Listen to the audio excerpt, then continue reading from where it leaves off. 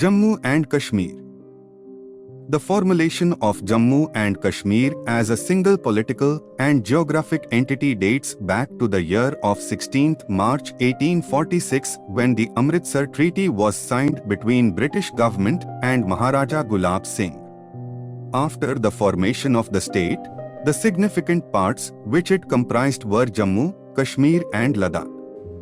At the time when India attained its independence, there existed a scenario where Indian subcontinent had 564 princely states. Most of these princely states agreed to merge with the Indian territory, while certain others, the Nizam of Hyderabad, Nawab of Junagadh and Hari Singh of Kashmir did not agree to merge with India regardless of numerous efforts made by Vallabhbhai Patel for the same.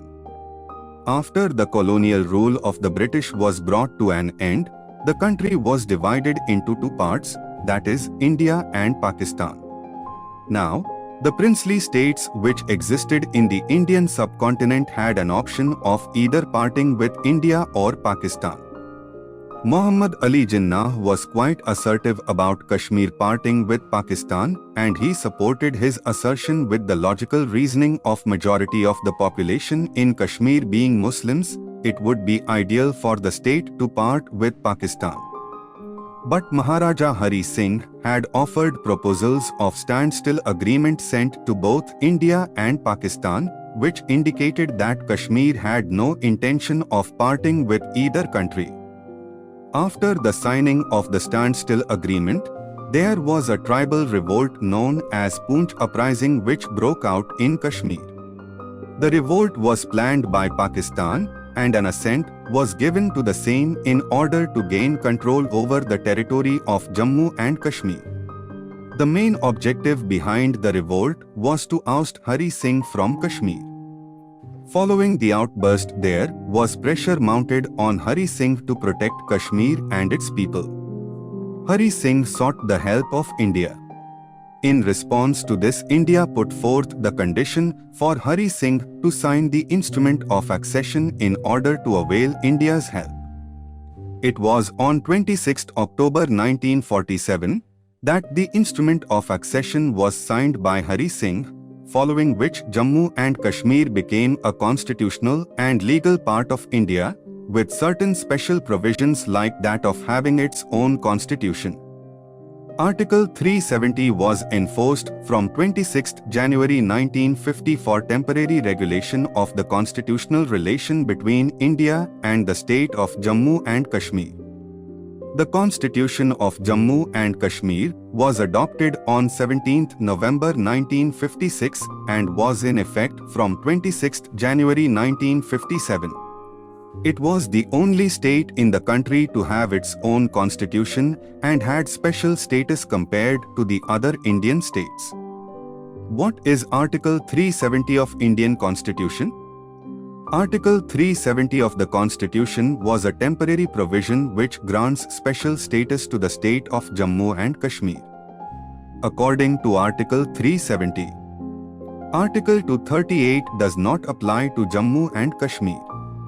It restricts Parliament's legislative powers in respect of Jammu and Kashmir, which helped the state to have total control over 94 items out of 97 items of the Union list except in the matters related to defence, foreign affairs, finance, and communication. Parliament needs to take state government approval for the implementation of any of the above 94 items. Article 1 and Article 370 apply to the state.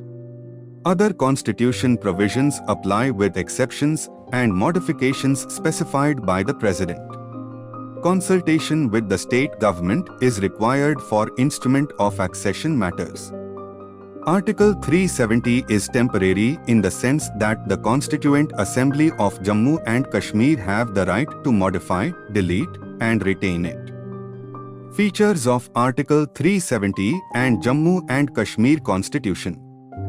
Jammu and Kashmir have a separate constitution. The name, territory or boundary of the state of Jammu and Kashmir cannot be changed without the prior permission of the state legislature.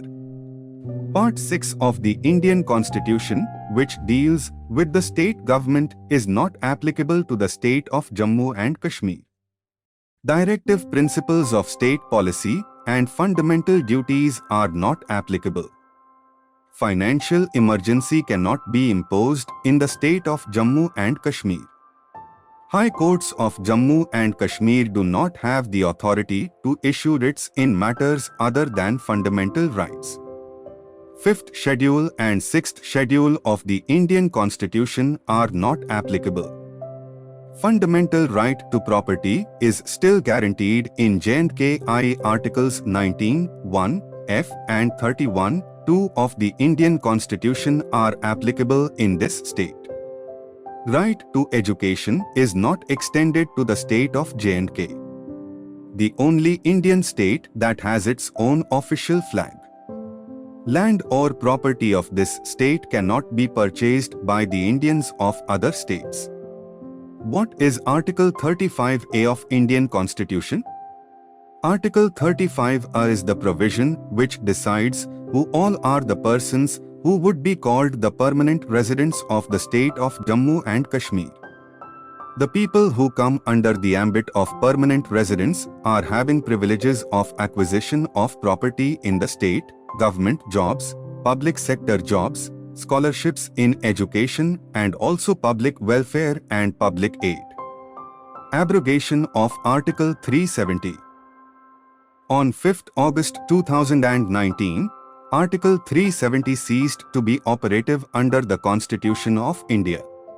The Government of India has revoked the special status of Jammu and Kashmir. How abrogation is done? The Constituent Assembly of Kashmir was dissolved in 1957 without making any recommendation for amendment or abrogation of Article 370. Article 367 is also an interpretation clause of the Constitution and added a new subclause 4d. According to this amendment clause, Constituent Assembly under Article 373 must be read as Legislative Assembly of the state. Due to this, now the J&K Assembly was allowed to recommend abrogation of Article 370. Jammu and Kashmir were under the presidential rule, therefore, Parliament had made the recommendation to the President to abrogate Article 370. Now Jammu and Kashmir is a union territory.